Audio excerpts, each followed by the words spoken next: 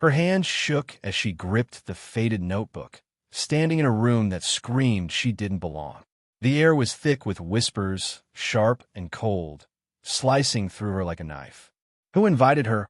A voice sneered, loud enough to sting but soft enough to dodge blame. Zara Coleman, 17, from Baton Rouge, felt every eye in Harvard's Grand Lecture Hall burn into her secondhand blazer and scuffed sneakers. This wasn't a fairy tale or a movie scene. It was real, raw, and ruthless. A girl from a forgotten corner of Louisiana had walked into the National Debate Invitational, where Ivy League elites sized her up like prey. But by the end, she'd hold a trophy, expose a dirty secret, and rewrite what it meant to belong. If stories of grit, betrayal, and triumph pull you in, hit that subscribe button to help us reach 1,000 subscribers and keep these tales coming. The hall buzzed with the nation's top debaters, kids from Manhattan's private academies, California's gated suburbs, and New England's prep schools. Their polished shoes clicked on the polished floor. Their resumes traded like battle scars. Zara stood alone by a tall window, her southern drawl a quiet hum in her head, drowned by the chatter. Her notebook held speeches scratched out under a dim kitchen bulb, her dad's words echoing. "You don't need their money, Zara. Just outsmart him." She traced the notebook's worn edges, her heart racing as she tried to blend into the woodwork. Ethan Caldwell, Harvard's golden boy, strutted through the crowd, his navy suit crisp, his smirk sharper. "Professor, are we taking charity cases this year?" he called out, his voice dripping with mockery. Laughter rippled from his clique, a pack of tailored jackets and smug grins. Zara's cheeks burned, but she kept her eyes on the stage where Professor Evelyn Harper, the event's no-nonsense coordinator, sorted papers. Harper's reputation for brutal critiques was legendary. Her glance at Zara was brief, cold, almost dismissive. The first day was for introductions and practice rounds, a chance for students to flex their credentials. Zara watched as names like Choate and Andover floated around, each one a reminder of her own public school's crumbling walls. "Hey, Louisiana, you lost?" a girl in a pearl necklace whispered, her friend snickering. Zara's grip tightened on her notebook, but she didn't bite back. She'd heard worse back home, kids mocking her thrift store clothes, teachers doubting her dreams. Her dad's late-night pep talks kept her steady. "They'll laugh until you win, Zara." She swallowed hard, her throat tight, and moved toward the window, pretending to study her notes. The room felt like a cage, every whisper a bar locking her in. Harper's voice cut through the noise. "Enough, Mr. Caldwell," she said, her tone sharp enough to silence Ethan's next jab. The room stilled, but his mock bow and sly grin told Zara the fight was far from over. That afternoon, Harper announced the first debate topic, resolved, socioeconomic factors should play a minimal role in university admissions. Zara's stomach twisted. This wasn't just a topic, it was her life, her struggle, her reason for standing in this room. She scribbled notes, her pen shaking as memories flooded in. Her dad working double shifts, her school's outdated textbooks, the scholarship applications she'd typed on a borrowed laptop. No one invited her to their study groups. While others clustered, laughing and swapping strategies, Zara found a quiet library corner. Her battered laptop hummed as she pulled up Supreme Court rulings, admission stats, and Harvard's own history of favoring the wealthy. Each fact felt like armor, each quote a weapon. Her phone buzzed, a text from her dad. "Make him hear you, Zara." She smiled, small but fierce, and kept working. The whispers, the sneers, the doubts, they fueled her. She wasn't just preparing a speech, she was fighting for her place in a world that didn't want her. As night fell, Zara sat alone, the library's silence heavy. Ethan's voice echoed in her head, his taunts mixing with the room's earlier laughter. She closed her eyes, picturing her dad's tired smile after a long shift. "You're bigger than their words," he'd said. She opened her laptop again, her fingers flying. Tomorrow, she'd face the stage, the judges, and Ethan. She wasn't ready to win yet, but she was ready to fight. The morning of the first elimination round came with a chill that seeped into Zara's bones. Harvard's debate hall, with its high ceilings and dark wood benches, felt like a courtroom ready to judge her. She stood at the side entrance, watching students, professors, and a few reporters settle in. Her name was last on the speaker list, a spot that screamed she wasn't important. Zara tightened her ponytail, smoothed her thrift store blazer, and stepped inside, her heart thumping. The air buzzed with tension, everyone waiting to see who'd shine and who'd crash. Ethan Caldwell, of course, was first. He walked to the podium like he owned the place, his voice loud, his words smooth. He threw out stats and stories, pausing for effect, earning nods and soft claps from the crowd. The judges scribbled notes, their faces impressed. Other speakers followed, each one polished, their voices practiced from years of fancy debate camps. Zara listened hard, spotting weak points in their arguments, but her stomach knotted tighter with every speech. Her turn came, and the hall went quiet. Next speaker, Zara Coleman, representing Baton Rouge Southeast Regional, the announcer said. A few whispers broke the silence, some amused, some cruel.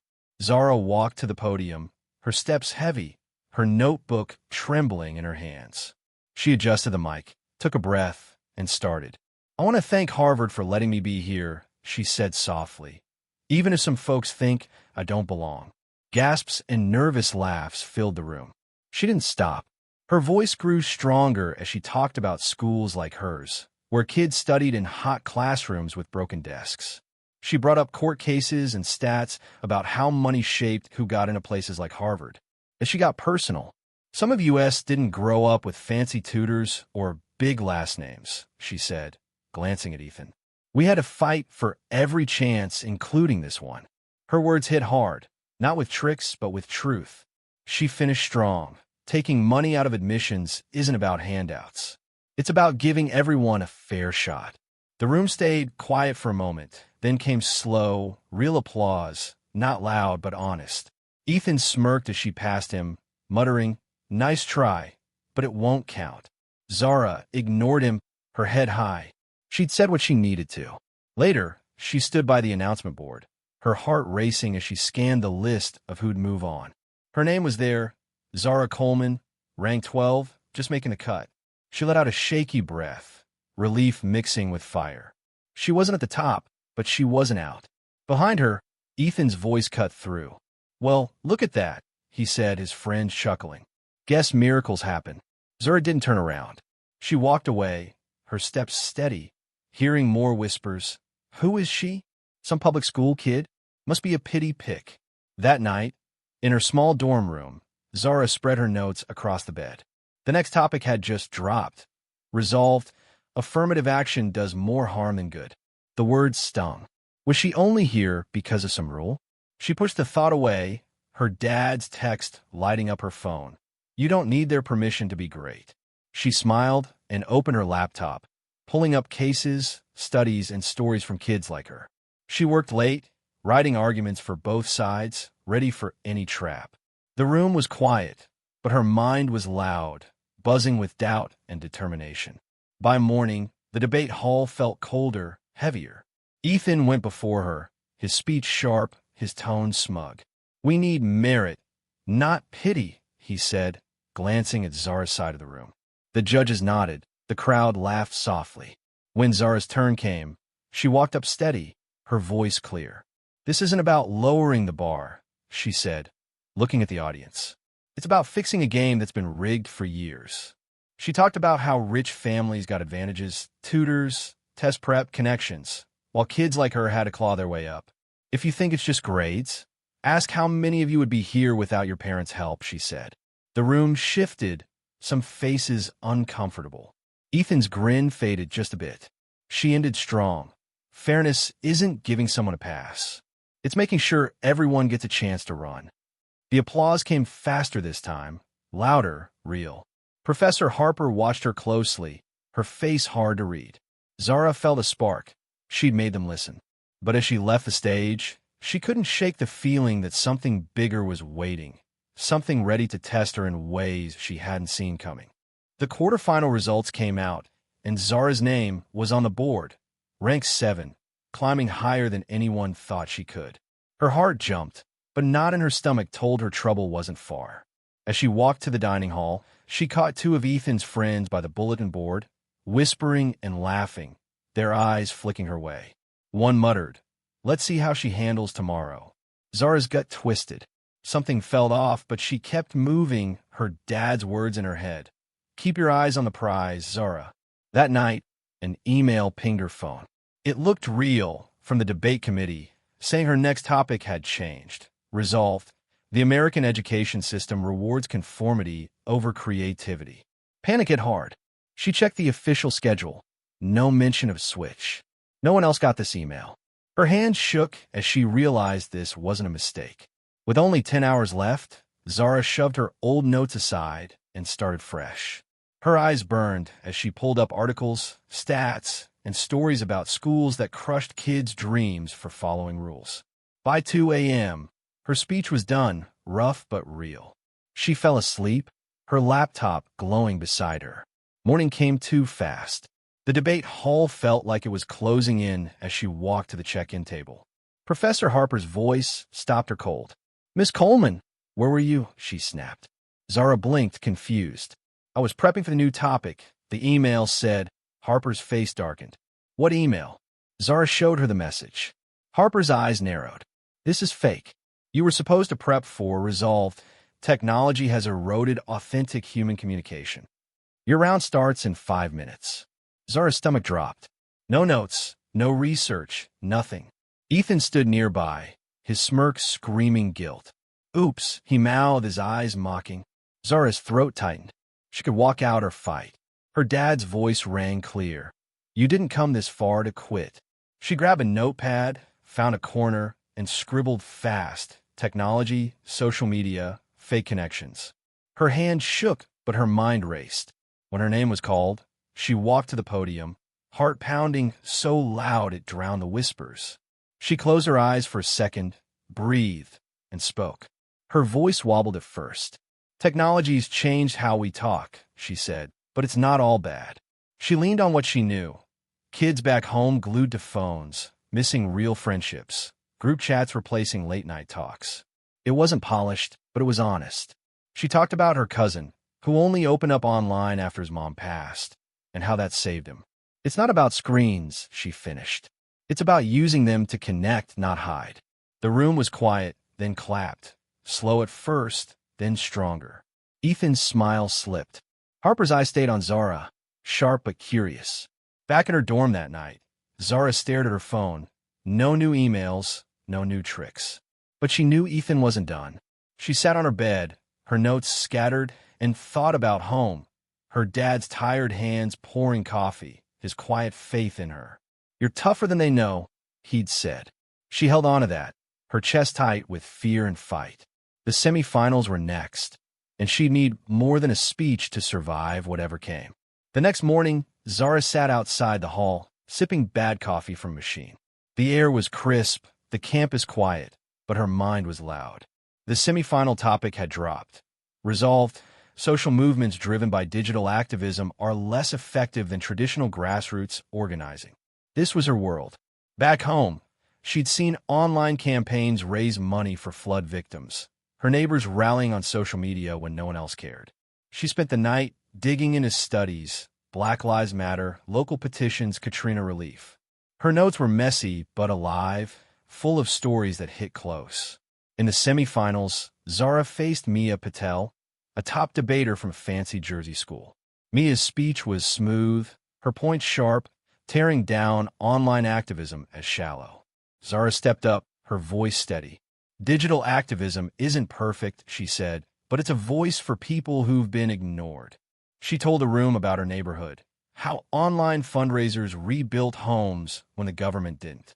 Her voice cracked once, talking about her cousin's struggle after the floods, how a viral post brought help. Mia shifted in her seat, her cool smile fading. The judges leaned in, scribbling. When the results came, the announcer's voice rang out. "Advancing to the finals, Zara Coleman." The room clapped, not loud but real. Harper met her offstage, her face serious. "Get ready," she whispered. "The finals won't just test your words." Behind her, Ethan stood, arms crossed, his eyes locked on Zara. The final was her against him, and it wasn't just about a trophy anymore. Something bigger was at stake, and Zara felt it in her bones. The air in Harvard's debate hall felt heavier as the finals approached, the sky outside gray and heavy with clouds. Zara sat backstage, her notebook open, her hand steady, but her heart racing like it wanted to break free. The auditorium was packed, students, professors, even local reporters drawn by the buzz of an underdog from Baton Rouge facing Harvard's golden boy, Ethan Caldwell. Cameras lined the back, their lenses glinting like eyes waiting for her to fall. Ethan paced nearby, his friends hyping him up with slaps on the back. "Crush her in cross-exam," one said. "She'll choke." Ethan's grin was sharp, but Zara caught a flicker of nerves in his eyes. She flipped through her notes, the topic clear on the screen. Resolved, traditional institutions remain the best guardians of academic integrity. The words felt like a trap, but she was ready. Professor Harper stopped by, her voice low. "This room wasn't built for you, Zara," she said, her eyes steady. "But you've earned your spot. Don't forget that." Zara nodded, her throat tight. She thought of her dad, his rough hands folding laundry late at night, telling her, "You're here to shake things up." The moderator's voice broke her thoughts, calling everyone to their seats. The crowd hushed as the rules were laid out. Opening statements, cross-examinations, rebuttals, then closings. Ethan went first, striding to the podium like he was born for it. His speech was a show, stats on Harvard's legacy, quotes from big names, a smooth story about how tradition kept standards high. "Institutions like this protect fairness," he said, his eyes flicking to Zara. The crowd clapped, loud and sure. Zara walked to the podium, her sneakers soft against the polished floor. "We're here to talk about integrity," she started, her voice calm but firm. "But I'm proof that sometimes these institutions silence the people they claim to protect." The room stirred. She talked about the fake email, not naming Ethan, but letting the truth hang heavy. "Integrity isn't just about old rules," she said. "It's about making sure everyone gets a fair shot, no matter where they're from." She brought up history, how schools like Harvard once kept out women, then minorities, then anyone who didn't fit. Her voice grew stronger. "If integrity means keeping things the same, then it's failing kids like me." The applause was slow but real, a few students nodding. Cross-examination came, and Ethan pounced. "Your stats are shaky, Miss Coleman," he said, cutting her off. "Define integrity." Zara stayed cool. "I'm answering, Mr. Caldwell," she said, her voice steady. "Integrity means not cheating to win." The crowd gasped softly, and Ethan's jaw tightened. She countered his every jab, her answers sharp and clear. In rebuttals, she hit harder. "If institutions were so perfect, I wouldn't have had to fight a fake email to stand here," she said. The room went quiet, Ethan's face paling. His rebuttal stumbled, his usual polish cracking. When Zara finished, the applause was louder, stronger, cutting through the tension. Backstage, Zara sat on a bench, her hands shaking as the judges deliberated. Ethan paced, his friends silent now, their confidence gone.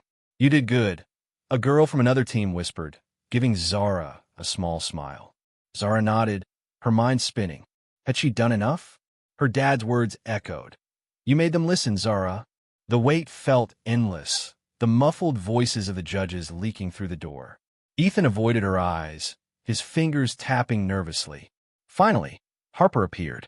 "Results in 5 minutes," she said, her face unreadable. Zara's stomach flipped as she walked back into the hall, the crowd buzzing, phones out, whispers flying. The moderator took the stage, holding an envelope.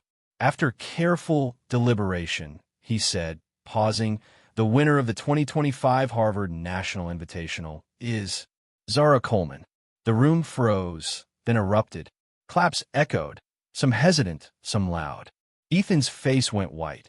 He grabbed his bag and bolted out a side door. Zara stood still, her breath caught. Harper shook her hand, her voice soft. "You didn't just win a debate," she said. "You showed you belong." Cameras flashed, people crowded around, but Zara's phone buzzed. Her dad. "Told you, kid. You're a star."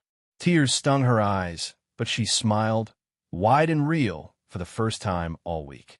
Later, outside in the cool night, Zara sat on the hall steps. Harper joined her, her voice quiet. "We know who sent that email," she said. "Ethan. The proof's clear." Zara's breath caught. "What happens now?" she asked. Harper's eyes hardened. "He's facing review. His debate days are done."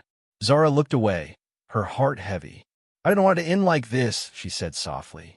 Harper nodded. "You handled it better than most." They sat in silence, the campus lights glowing. Zara had won, but the real fight. The victory still felt unreal as Zara sat on her dorm bed, the trophy glinting on the desk. Her phone glowed with texts from her dad, her friends back home, even a few kids from the debate who'd warmed up to her. But the high faded fast when another email pinged her inbox. It was from an unknown address. No name, just a string of numbers. "You think you won, but you're not safe. Watch your back." Zara's heart stopped. Her fingers froze over the screen. Was this Ethan again? Or someone else? The words burned into her, twisting her moment of triumph into something dark. She wanted to tell Harper, but the professor's warning echoed. This place eats the reckless alive. She locked her phone, her hands shaking, and tried to focus on the next day's closing ceremony. Morning broke, cold and gray, the campus buzzing with chatter about her win. Zara walked to the lecture hall, her trophy tucked in her bag, her eyes scanning every face for a threat. At breakfast, she overheard Ethan's friends whispering in a corner, their glances sharp. "She got lucky," one said. "Won't last." Zara's stomach churned, but she kept her head up, her dad's voice steady in her mind. "Don't let them scare you, Zara." The ceremony was supposed to be a celebration. Awards, speeches, photos, but the email's words clung to her like damp air. She sat in the back row, clutching her bag, as Harper took the stage to open the event.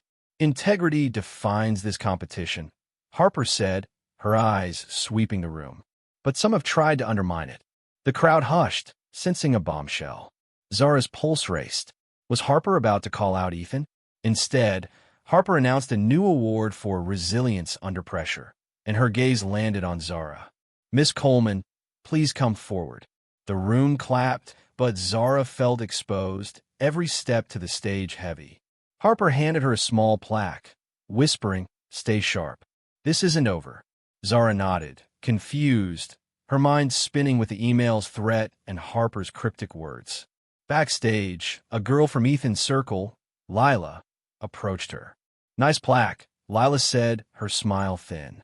"But you stirred up trouble. Ethan's not the only one who's mad." Zara's throat tightened. "What do you mean?" she asked. Lila leaned closer. "Some people here don't like outsiders winning. Be careful who you trust." Before Zara could press her, Lila walked off, leaving her alone with her thoughts.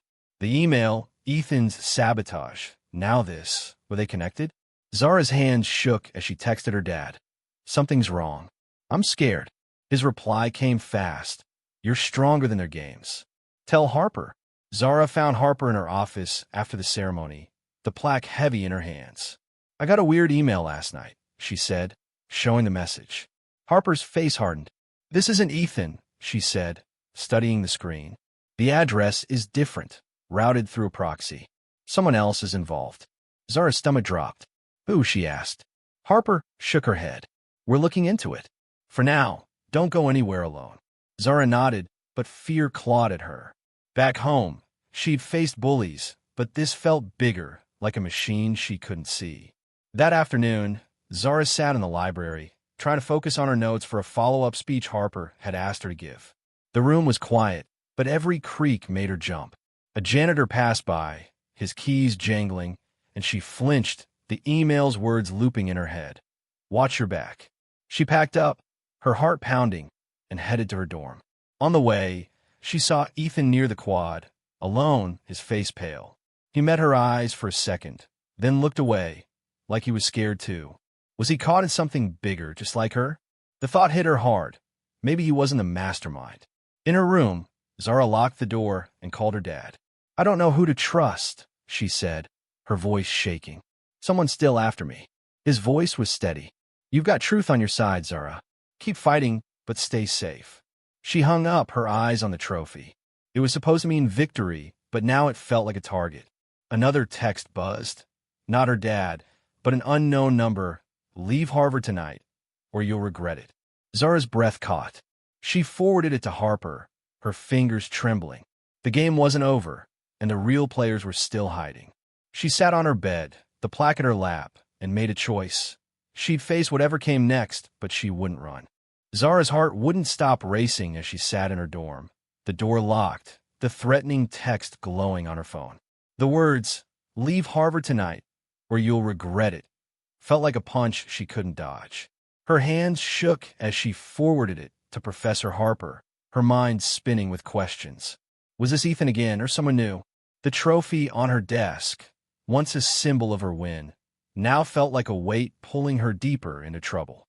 Outside, the campus was quiet, but every shadow seemed to hide something. She pictured her dad back home, his calloused hands fixing a leaky sink, telling her, "You're tougher than their tricks, Zara." She wanted to believe him, but fear was winning. A knock on the door made her jump. "Zara? It's me, Harper." Zara opened it, her throat tight. Harper stepped inside, her face serious but softer than usual. "I got your text," she said, sitting on the desk chair. "We traced the email and the new message. They're not from Ethan. Someone else is pulling strings." Zara's stomach twisted. "Who?" she asked, her voice small.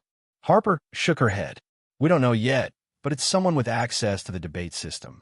Stay in public places, library, dining hall, nowhere alone." Zara nodded, but her hands wouldn't stop trembling.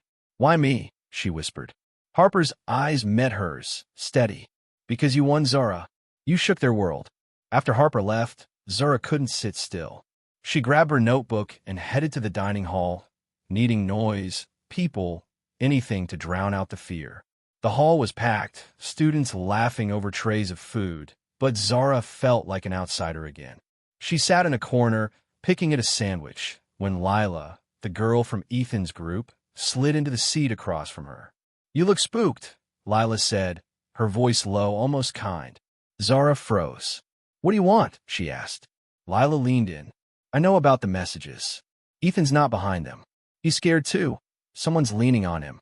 Zara's eyes narrowed. "Why should I believe you?" Lila sighed. "Because I'm tired of their games. Check the debate server logs. You'll see." Zara's mind raced. Was Lila helping her, or setting her up? She didn't trust her, but the tip stuck. Back in her room, she opened her laptop, hands still shaky, and logged into the debate server using a guess code Harper had given her.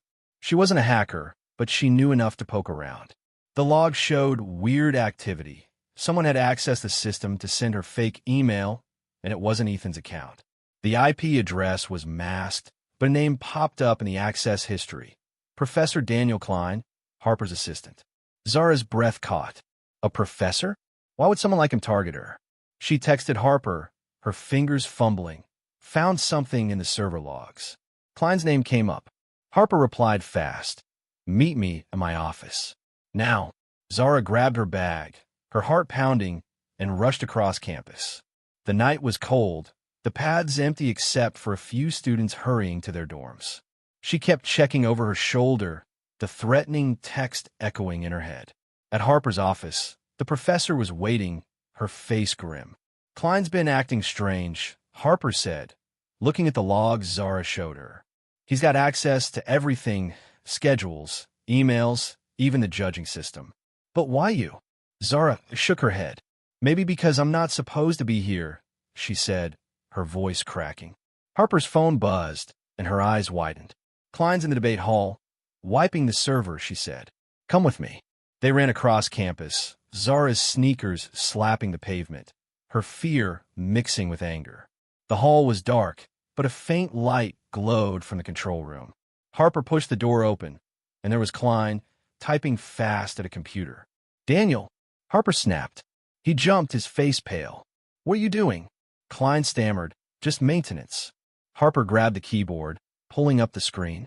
It showed deleted files, emails, logs, even Zara's debate scores. "Explain this," Harper demanded. Klein's shoulders slumped. "They paid me," he mumbled. "Who?" Zara asked, stepping forward, her voice shaking but strong. Klein looked away. "Some alumni. They didn't want an outsider winning." Zara's heart sank.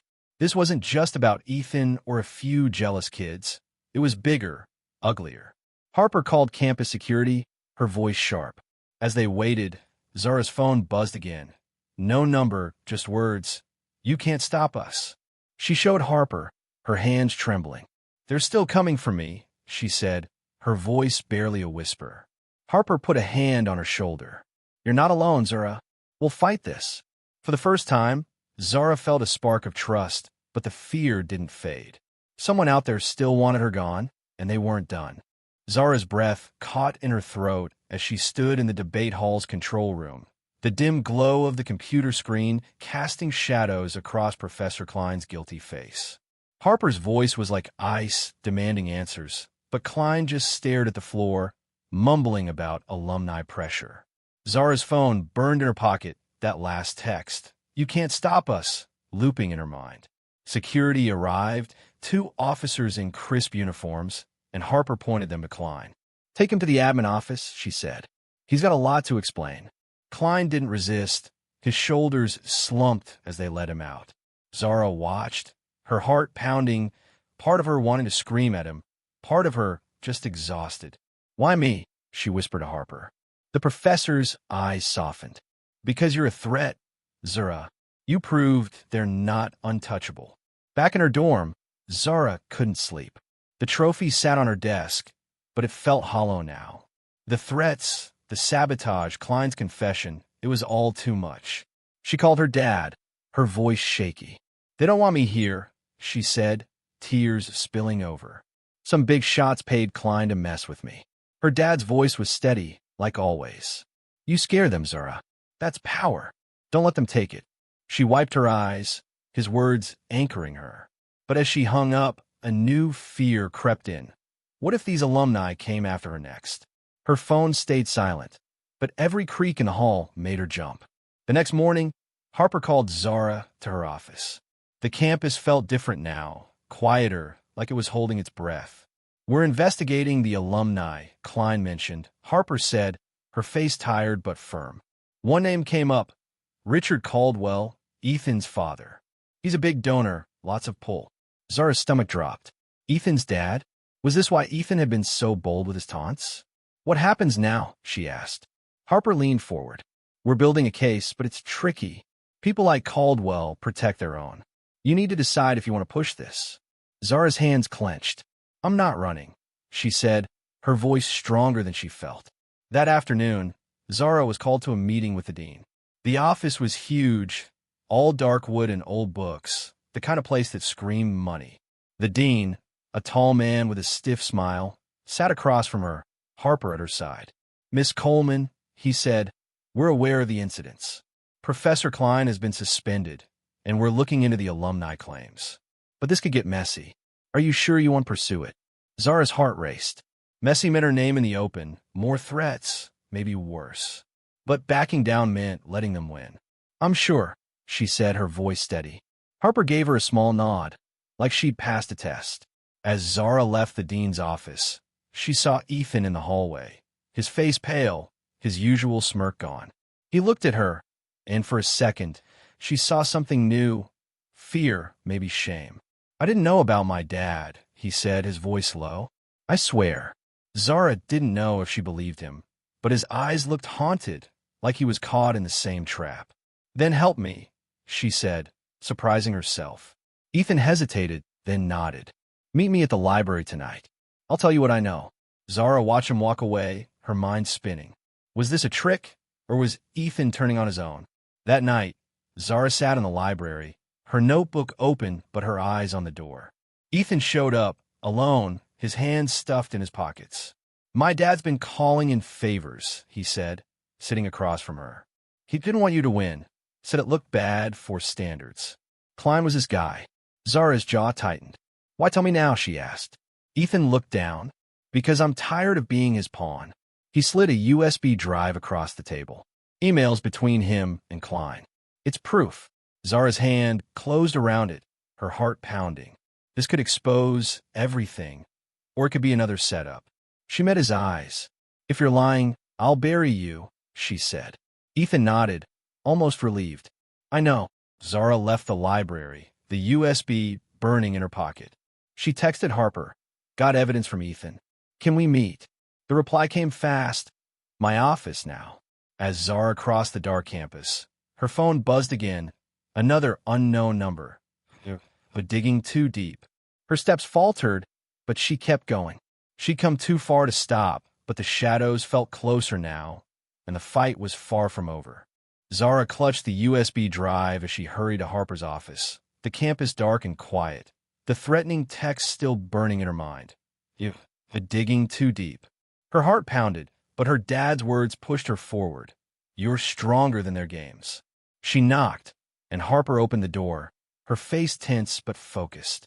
"Show me," Harper said, taking the USB. Zara stood by as Harper plugged it in her laptop, pulling up emails between Richard Caldwell and Klein. The messages were clear: orders to sabotage Zara's debate, fake emails, even pressure to lower her scores. "This is enough," Harper said, her voice hard. "But it's not just Caldwell. There's another name here, Margaret Voss, an alumna on the board." Zara's stomach twisted. The web was bigger than she'd thought. Harper called the dean, her tone sharp. "We have proof," she said into the phone. "Caldwell and Voss orchestrated this. I'm bringing Zara to your office." Zara's knees felt weak, but she nodded, ready to face whatever came. As they crossed campus, a figure stepped out of the shadows. "Ethan." "I'm coming too," he said, his voice shaky but firm. Zara stared, unsure she could trust him. "Why?" she asked. Ethan's eyes met hers. "I'm done hiding from my dad." Harper gave him a long look, then nodded. "Stay close," she said. Zara's heart raced. This wasn't just her fight anymore. The dean's office felt colder than before, the air thick with tension. The dean sat behind his desk, Voss beside him, her face calm, but her eyes sharp. Caldwell wasn't there, but his presence loomed. Harper laid out the evidence, the emails projected on a screen. "This violates everything the school stands for," she said. Voss leaned forward, her voice smooth. "These are serious claims, Evelyn. A girl like Zara might have misunderstood." Zara's blood boiled. "I didn't misunderstand anything," she snapped. "You try to push me out because I don't fit your mold." The dean raised a hand, his face grim. "Enough. Margaret, Richard's been contacted. He's stepping down from the alumni board. You will too." Voss's calm cracked, her lips tightening. "You're making a mistake," she said, standing. The dean's voice was firm. "The mistake was thinking you could cheat a student out of her place." Zara's chest swelled, her fear giving way to something stronger, pride. Ethan spoke up, his voice low. "My dad thought he could control this." "I'm sorry, Zara." She looked at him, not ready to forgive, but seeing his regret was enough for now. The dean turned to her. "Miss Coleman, you've shown courage. We're offering you a full scholarship to our summer program. You belong here." Zara's eyes stung, but she held her head high. "Thank you," she said, her voice steady. Later, Zara sat on the steps outside the hall, the night air cool against her skin. Harper joined her, holding an envelope. "Your scholarship papers," she said, her voice soft. "And a note from me. You're going to change things, Zara." Zara opened it, reading Harper's words. "Keep fighting. The world needs voices like yours." She smiled, tears spilling over. Her phone buzzed. Her dad, "I'm so proud, kid. You showed him." She texted back, her heart full. "I'm not done yet." Weeks later, back in Baton Rouge, Zara sat on her porch, the sun setting over her neighborhood. The scholarship letter lay in her lap, a ticket to a future she'd fought for. Her dad stepped out, holding 2 glasses of sweet tea. "You scared them big shots," he said, grinning. Zara laughed, the weight of the past weeks lifting. "I just told the truth," she said. He nodded. "That's enough to change the world." The lesson hit Zara hard as she looked at the stars. Courage isn't about being fearless. It's about standing up when everyone expects you to fall. She'd faced sabotage, threats, and a system built to keep her out, but she'd won. Not just a trophy, but a voice. Harvard would remember her, not as an outsider, but as the girl who broke their walls. And if this story moved you, if you believe one voice can shake a system, give it a thumbs up, share where you're from, and hit that subscribe button. Help us reach 1,000 subscribers to keep stories like Zara's alive. proving that where you start doesn't decide where you finish. Lesson: courage means standing tall against a system designed to push you down, using your truth to carve a place where you belong.